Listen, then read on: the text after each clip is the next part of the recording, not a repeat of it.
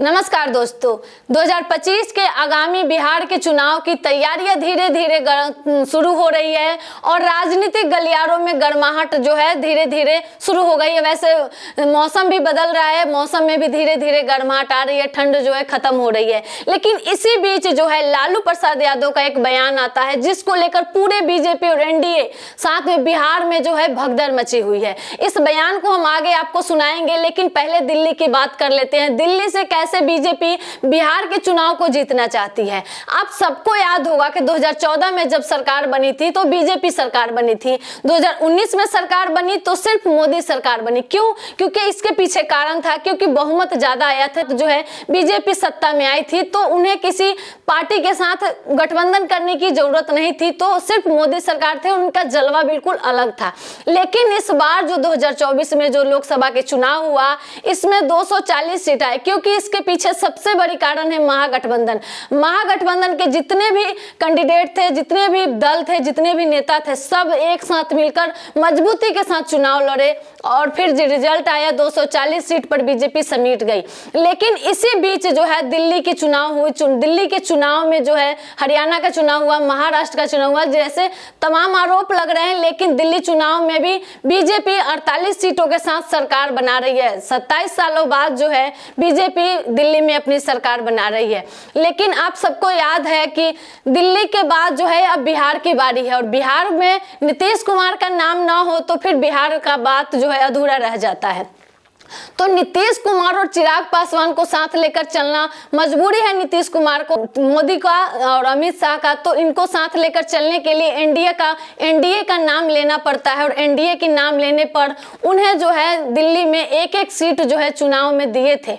दिल्ली विधानसभा में एक सीट चिराग पासवान को और एक सीट नीतीश कुमार को मिला था, लेकिन उन लोगों ने जीत हासिल नहीं की, वहां पे बहुत करारी हार मिली उन लोगों को। लेकिन जो है आप सबको पता है कि दिल्ली में पूर्वांचलियों की बहुत बड़ी संख्या है और पूर्वांचलियों को एक निशाना बनाकर, बिहारियों को निशाना बनाकर जो है बीजेपी सरकार दिल्ली के बहाने जो है बिहार का भी चुनाव जीतना चाहती है। इसी सिलसिला में एक पत्रकार ने लालू प्रसाद यादव से सवाल कर दिया कि दिल्ली का जो चुनाव का असर है क्या वो बिहार में होने वाला है। बीजेपी दावा ठोक रही है कि बिहार में भी हम सरकार बनाएंगे।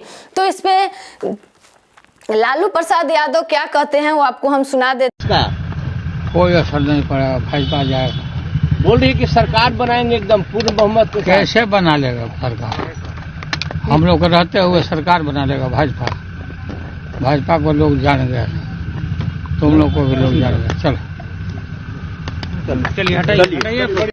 तो लालू प्रसाद यादव अपनी उसी अंदाज में बोलते हैं। आप सबको पता है कि लालू प्रसाद यादव का जो एक बोलने का जो लैंग्वेज है, तरीका है, जिसके बहुत सारे देश विदेश हर जगह उनके जो है दीवाने बने हैं। तो लालू प्रसाद यादव उसी अंदाज में कहते हैं कि हमरा रहते दूसरा सरकार बना लेगा, ऐसा नहीं हो सकता है। बीजेपी तो कभी नहीं बना सकता है। तो अगर लालू प्रसाद यादव ऐसी बात कर रहे हैं तो आप समझ सकते हैं कि लालू प्रसाद यादव का मतलब है कि बहुत बड़ा जो है इसके पीछे खेल चल रहा होगा। लालू प्रसाद यादव ऐसे ही हवा में तीर नहीं चलाते हैं। हालांकि अपनी अध्यक्षता जो है वो तेजस्वी यादव के हाथ में दे दी है, बागडोर जो है आरजेडी का है अब तेजस्वी यादव के हाथ में। लेकिन अभी भी जो पिछड़े और दलित लोग हैं वो लोग भी अभी भी लालू प्रसाद यादव के दीवाने हैं और अभी भी लालू प्रसाद यादव को अपना भगवान मानते हैं।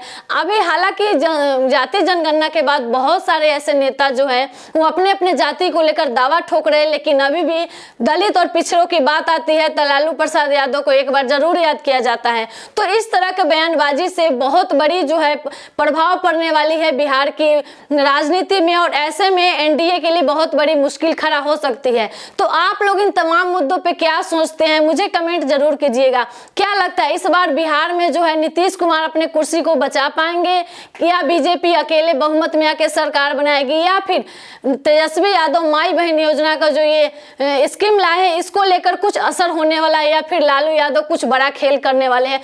तमाम मुद्दों पे हम लोग टिप्पणी करेंगे, तमाम मुद्दों पे हम लोग विश्लेषण करते रहेंगे। आप लोग को इस चैनल के माध्यम से तमाम टिप्पणी पे विश्लेषण मिलते रहेगा। आप लोग मुझे सपोर्ट करिए, चैनल को सब्सक्राइब कीजिए, वीडियो को लाइक कीजिए और अपनी राय कमेंट सेक्शन में जरूर डालिएगा।